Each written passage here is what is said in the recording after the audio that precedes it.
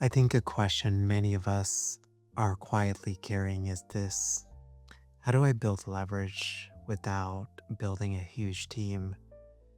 Because if you've been building for a while, you start to notice something. Growth often comes with noise, more people, more meetings, more coordination. And at some point, you realize you didn't just build a business, you built a system now that depends on you to manage it. When I first started building, I assumed leverage meant hiring.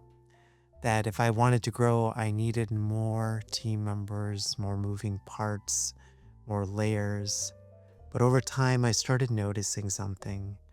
Every person you add adds not just output, but complexity, more communication, more decisions, more emotional bandwidth. And if you're not careful, you don't actually gain freedom. You just become the center of a larger system. So I started asking a different kind of question.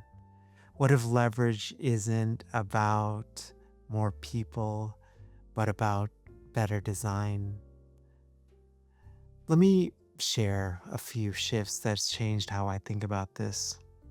First, your first hire should reduce decisions, not just do tasks. There's a lot of advice out there that says hire specialists, but early on, that actually slows you down because now you're coordinating multiple people instead of one. What's worked personally for me was hiring a generalist, a Swiss Army knife, someone who could manage my calendar, jump into calls, draft emails, help with basic operations. Not perfect at everything, but capable across many things. Because what I really needed wasn't just execution, I needed decision relief.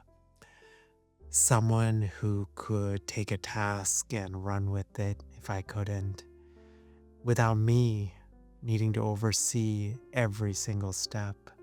That's real leverage.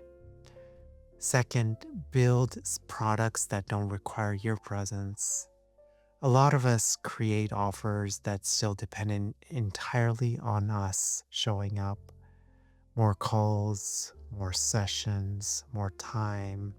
And there's nothing wrong with that. But at some point, you have to ask, does this scale my impact or just my calendar? Leverage comes from creating things that work when you're offline, deliver value without you being present, having clear boundaries around your time. For me, that's meant things like courses and workshops and structured communities, not because they're trendy, but because they create time independence where I can show up intentionally, not constantly. Third, constrain your availability on purpose. This one is subtle, but it changes everything. Instead of asking, how do I fit more into my week? I started asking, what if my week stayed small and my business had to adapt to it? So instead of expanding time, I constrained it.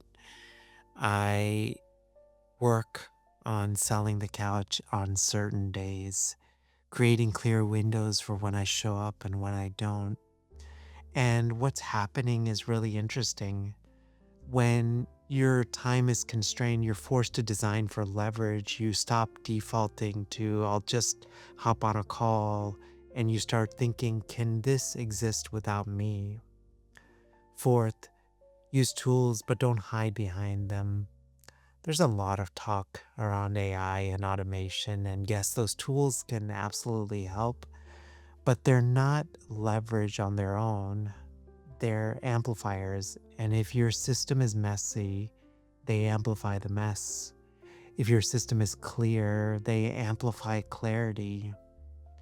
So I think a lot about tools, and I think about tools as support, not just strategy. Real leverage that I've learned is comes from clear offers, simple systems, repeatable processes, that then tools that make those things faster and more efficient. Fifth, protect the life that you're building this for. This is the part most people don't say out loud. Sometimes we don't build big teams, not because we can't, but because we don't want the life that comes with managing one. More responsibility, more overhead, more complexity. And there's nothing wrong with choosing enough revenue, enough growth, enough structure, so that you can also have time with family, time to focus on your health or your hobbies, space to think, room to live. For me, leverage isn't about building the biggest thing. It's about building something that supports my life, respects my energy, and still creates meaningful impact. So, if you're asking, how do I build leverage without hiring a huge team? I would gently offer this. You don't need more people. You need clearer design, better constraints, and the courage to build something smaller but smarter. If this way of building resonates, I would love for you to consider subscribing to the Quiet Builder channel.